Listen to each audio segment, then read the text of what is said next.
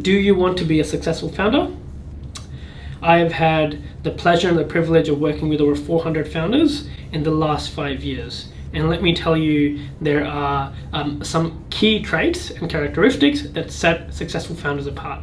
So the things that I'm going to tell you today, I want you to write them down, and I want you to use them every single day, because this is what will help you build a great startup. So let's get started. So starting off, don't start with a solution. This is something that I've told so many founders that you won't even believe me. It's so important to start with a problem. There's a lot of founders that come in who think about, their solution or their tech, and that's the wrong way to go. The right way to think about this is think about some real people and trying to solve a problem for them.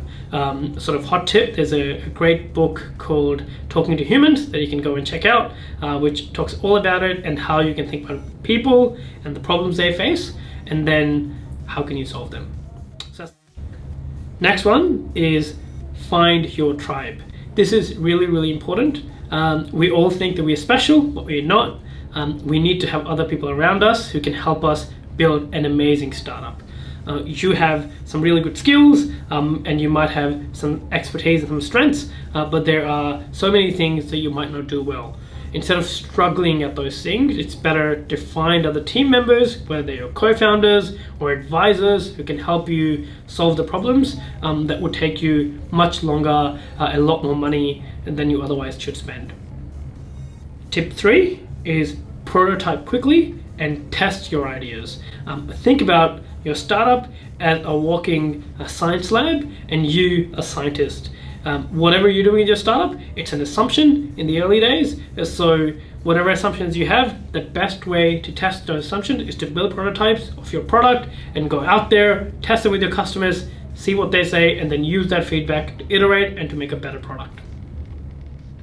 Tip 4, keep your startup lean and scrappy.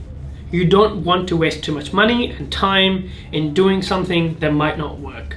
We know that a lot of the successful startups, when they started, they had an idea that was sort of close to what they're doing now, but different, and they had to change that idea to finally get to the idea that they're working on now. So it is so important for you to get started, but then keep your expenses low, make sure that you're not spending too much time and money in trying one idea, and instead doing as many iterations as possible so you're able to get to the best idea in the shortest amount of time.